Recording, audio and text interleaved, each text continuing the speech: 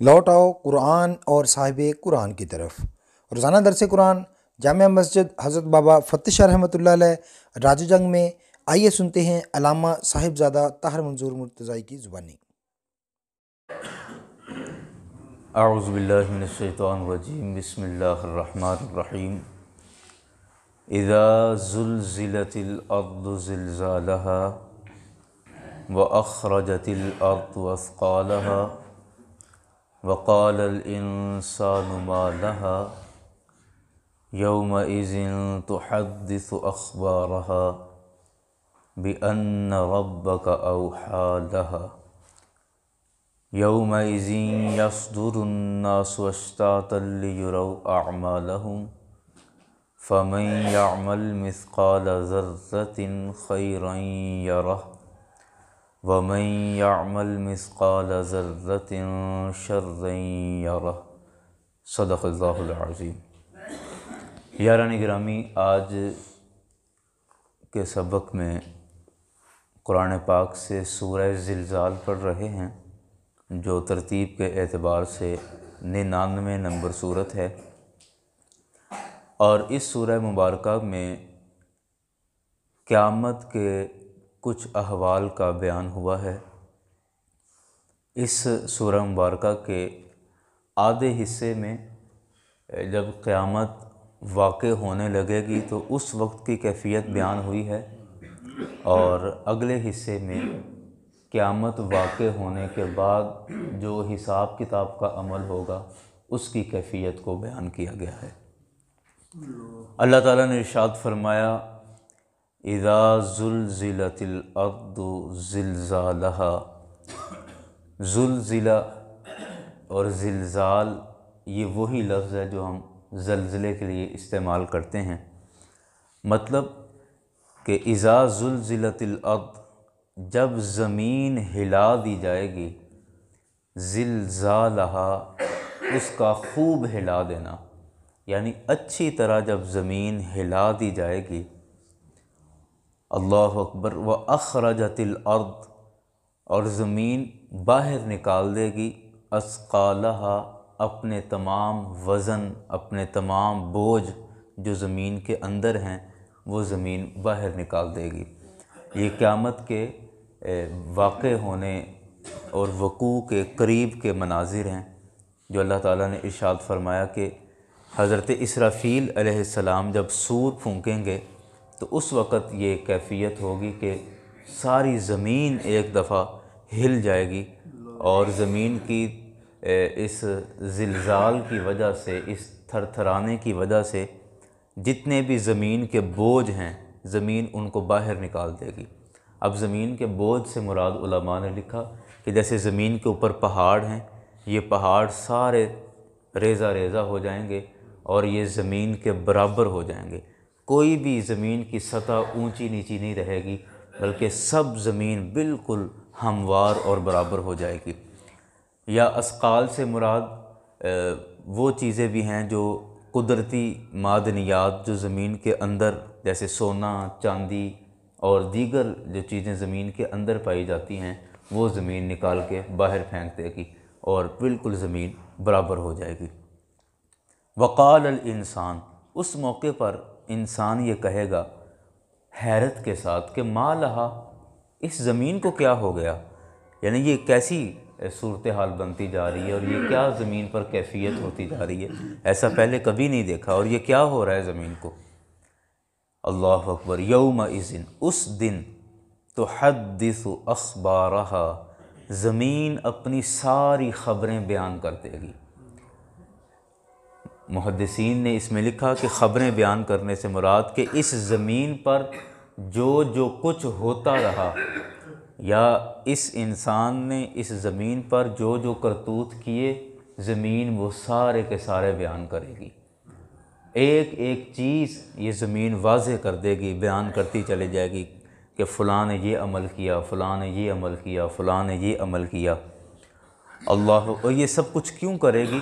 خود ہی قرآن پاک نے بیان فرمایا کہ بِأَنَّ رَبَّكَ أَوْحَىٰ لَهَا، کیونکہ بے شک اے حبیب آپ کے رب نے اس زمین کی طرف وحی کی ہوگی۔ یعنی آپ کے رب نے اس کو حکم دیا ہوگا، کہا ہوگا کہ تم اس طرح کرو، تو یہ اپنے رب کے حکم کے مطابق یہ زمین یہ سارے عمل کر رہی ہوگی۔ اللہ اکبر۔ فرمایا یومئذ، اس دن ایک اور کام ہوگا، وہ یہ کہ یصدر الناس اشتاتا، لوگ جماعت در جماعت نکلیں گے، گروہ در گروہ نکلیں گے۔ اب یہ قیامت واقع ہونے کے بعد، یعنی جب لوگوں کو قبروں سے اٹھایا جائے گا، یہ اس وقت کی کیفیت بیان ہو رہی ہے کہ یومئذ، اس دن یصدر الناس اشتاتا، لوگ گروہ در گروہ، جماعت در جماعت نکل رہے ہوں گے۔ کیوں؟ لیروا اعمالہم، تاکہ وہ اپنے اعمال دیکھیں، اپنے اعمال دیکھنے کے لیے، اپنے کام دیکھنے کے لیے، اعمال یا انجام دیکھنے کے لیے لوگ گروہ در گروہ نکل رہے ہوں گے۔ اور آخر میں ان کے اعمال کی دو ہی کیفیتیں ہوں گی۔ فرمایا فَمَن يَعْمَلْ مِثْقَالَ ذَرَّةٍ خَيْرًا يَرَهُ، جس کسی نے بھی ایک ذرہ برابر بھی نیکی کی ہوگی، یَرَهُ، وہ بندہ اس کو بھی دیکھ لے گا۔ ایک ذرے کے برابر اگر کسی نے نیکی کی ہے تو آدمی اس کو قیامت والے دن دیکھے گا، یعنی اس کا نتیجہ قیامت والے دن اس کو ملے گا۔ وَمَن يَعْمَلْ، اور جس کسی نے کوئی کام کیا، مِثْقَالَ ذَرَّةٍ، ذرہ برابر بھی، شرًا، برا، غلط کام کیا، یَرَهُ، وہ اس کو بھی دیکھ لے گا، اس کو بھی وہاں وہ دکھا دیا جائے گا، اور اس کو یعنی اس کی سزا دے دی جائے گی، اچھے کام کا بدلہ دیا جائے گا اور برے کام کی سزا دی جائے گی۔ ان آخری دو آیتوں میں گفتگو تو بہت ساری کرنے کے قابل ہے، لیکن میں اختصار کے ساتھ جو اپنے مطلب کی ایک دو چیزیں چھوٹی چھوٹی عرض کرتا ہوں۔ سب سے پہلے یہ ہے کہ اس دنیا کے اندر بہت سارے مذہب ہیں جو اچھائی کا درس دیتے ہیں۔ مثلا کچھ ایسی نیکیاں، قدرتی نیکیاں ہیں کہ ان کو کوئی بھی رد نہیں کرتا، جیسے سچ بولنا، تو کوئی بھی مذہب جھوٹ بولنے کا حکم نہیں دے گا، سچ بولنے کا حکم دے گا۔ غریب کی مدد کرنا، لوگوں کے کام آنا، یہ تمام مذاہب کے اندر ہی یہ نیکیاں ہیں، اسلام کے اندر بھی نیکیاں۔ تو نیکیاں تو کفار بھی کرتے ہیں، اچھائیاں، اچھے کام۔ سر گنگا رام نے یہاں لاہور میں ہسپتال بنوایا، گلاب دیوی ہسپتال ہے، یہ اچھے کام ہیں نا سارے۔ تو اچھے کام تو کفار بھی کرتے ہیں، لیکن کفار کو ان کی اچھائیوں اور نیکیوں کا بدلہ دنیا میں ہی دے دیا جائے گا۔ مثلا شہرت کی صورت میں، عزت کی صورت میں، عہدے اور بڑے بڑے منصبوں کی صورت میں، جس طرح بھی کر کے دنیا میں ہی ان کی اچھائیوں کا ان کو بدلہ دے دیا جائے گا، اور آخرت میں ان کی نیکیوں کا کوئی حصہ نہیں ہے۔ جبکہ جو مومن ہے، مسلمان ہے، اس کی اچھائیوں کا بدلہ دنیا میں بھی ہے، لیکن بہت کم بدلہ اس کا دنیا میں ہے، اور اللہ تعالیٰ نے آخرت میں اس کا بدلہ، اس کی جزا، اس کی نیکیوں کی جزا محفوظ کر رکھی ہے۔ ایک مسئلہ۔ دوسرا یہ کہ قیامت والے دن، یہ ایک بڑی دلچسپ بات ہے اور آپ کو حیرت ہوگی کہ قیامت والے دن آپ نے سن رکھا ہے کہ جو نیک آدمی ہوگا اس کے نامہ اعمال اس کے سیدھے ہاتھ میں دیے جائیں گے، اور جو برا آدمی ہے اس کے نامہ اعمال اس کے الٹے ہاتھ میں دیے جائیں گے، اس ہاتھ میں دیے جائیں گے۔ تو یہ عمل تو ہے، لیکن اب اس بات کو ذہن میں رکھ کے آپ تھوڑا سوچیں کہ اسلام کے اندر نبی مکرم صلی اللہ علیہ وسلم نے ہر اچھے کام کو سیدھے ہاتھ سے کرنے کا کیوں حکم دیا ہے؟ ہر اچھے کام کو، کھانا کھانا ہے سیدھے ہاتھ سے، کوئی خیرات کرنی ہے سیدھے ہاتھ سے، یعنی ہر اچھا کام سیدھے ہاتھ سے کرنے کا حکم دیا گیا، اور الٹے ہاتھ سے استنجے کا حکم، الٹے ہاتھ سے ناک صاف کرنی ہے، الٹے ہاتھ سے۔ کیوں؟ اصل میں یہ یاد تازہ کرنی ہے اور عادت بنانی ہے کہ چیزوں کو، کاموں کو سیدھے ہاتھ سے کرو، تاکہ قیامت والے دن تمہیں اس نامہ اعمال بھی سیدھے ہاتھ میں دیا جائے، اور وہ تمہاری بخشش کا، تمہاری نجات کا وہ ذریعہ بنے، اور یہ دنیا میں بھی عادت اپنانے کے لیے۔ ورنہ دیکھو ہاتھ تو دونوں ہاتھ ہیں، ایک جیسے ہی ہیں، کسی سے بھی کام کر لیں تو کوئی حرج تو نہیں ہونا چاہیے، لیکن یہ محض اس کا تعلق چونکہ نامہ اعمال کے ساتھ ہے، تو اس وجہ سے ہر کام میں سیدھے ہاتھ سے کام کرنے کا حکم دیا گیا۔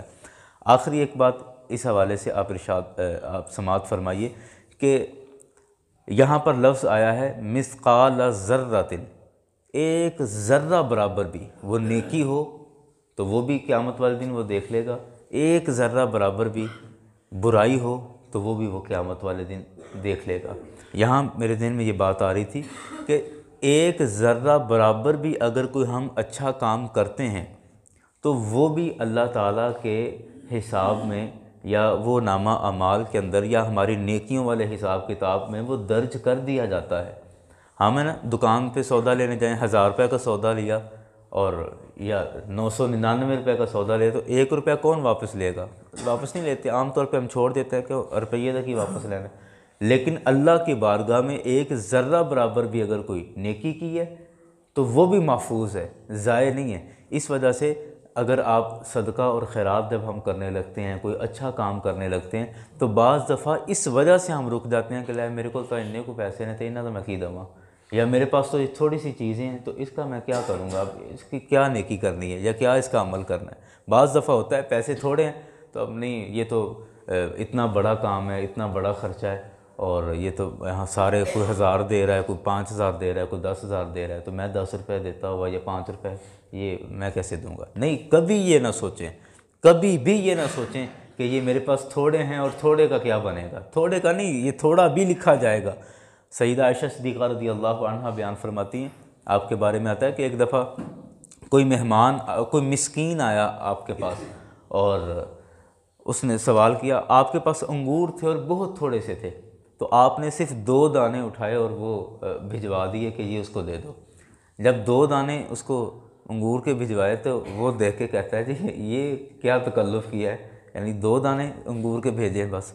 تو آ کے بتایا گیا کہ جی باہر مسکین کو جب میں نے دیا تو اس نے یوں کہا، تو سیدہ عائشہ صدیقہ رضی اللہ عنہا فرماتی ہیں کیا اسے نہیں پتہ کہ فَمَن يَعْمَلْ مِثْقَالَ ذَرَّةٍ خَيْرًا يَرَهُ، کہ جس نے ایک ذرہ برابر بھی نیکی کی وہ اس کو قیامت والے دن دیکھے گا۔ تو 2 انگوروں میں تو کئی ذرے آ جاتے ہیں، 2 انگوروں میں تو کئی ذرے آ جاتے ہیں، تو جس نے ذرہ برابر بھی نیکی کی وہ بھی اس کو دیکھے گا۔ تو نیکی کرنے میں کبھی اس وجہ سے پیچھے نہ ہٹیں کہ اتنی سی بات کا میں نے اب کیا کرنا ہے، یا چھوٹی سی نیکی ہے اس کا میں نے اب کیا کرنا ہے۔ نیکی کا کام ہے کر گزریں، اور پھر اس کے برعکس بھی ہے کہ چھوٹی سی برائی سے ہمیں مطمئن بھی نہیں ہونا چاہیے کہ اتنا سا کام کرنے سے کیا ہوگا، یہ تو چھوٹی سی بات ہے۔ یہ بعض دفعہ ہم سوچتے ہیں نا لوگ تو زنا کر رہے ہیں اور غلط کاریاں کر رہے ہیں اور فحاشیاں پھیلا رہے ہیں اور میں نے اتنی سی حرکت کر لی ہے جو اتنی سی، تو یہ اس میں کیا ہے؟ تو نہیں، جس طرح ہم چھوٹی سی نیکی کا بدلہ لیں گے اسی طرح چھوٹی سی برائی، ذرہ برابر بھی برائی، اس پہ بھی ہماری پکڑ ہو سکتی ہے۔ وہ مشہور حدیث ہے نا جس میں سرکار نے فرمایا 2 قبر والوں پہ عذاب ہو رہا تھا، بڑی مشہور آپ نے سنی ہے۔ تو سرکار نے فرمایا اس کو ایک کو عذاب اس وجہ سے ہو رہا تھا، سرکار نے خود فرمایا کہ ان کو کسی بہت بڑی وجہ سے عذاب نہیں ہو رہا، بلکہ ایک پیشاب کے چھینٹوں سے نہیں بچتا تھا اور دوسرا چغلیاں کرتا تھا۔ اب دیکھیں نا، پیشاب کے چھینٹوں سے بچنا ہم اس کو گناہ نہیں سمجھتے، اگر تو چلو کوئی نہیں ٹھیک ہو گیا، خیر صرف اتنی سی بات۔ تو اس وجہ سے بھی اللہ تعالیٰ چاہے تو پکڑ ہو جائے اور بندہ اس میں جکڑا جائے۔ تو اس وجہ سے جہاں ہم چھوٹی سی نیکی سے پیچھے نہ ہٹیں وہاں چھوٹی سی برائی سے بھی ہمیں محفوظ رہنا چاہیے تاکہ خدا نخواستہ یہ ہماری گرفت اور پکڑ کا باعث نہ بن جائے۔ اللہ تعالیٰ ہم سب کو قرآن پاک کی سمجھ عطا فرمائے، قرآن پاک کے مضامین ہم سب کے لیے آسان فرمائے، اور چھوٹی سے چھوٹی برائی سے اللہ ہمیں محفوظ رکھے اور چھوٹی سے چھوٹی نیکی کے کرنے کی توفیق عطا فرمائے۔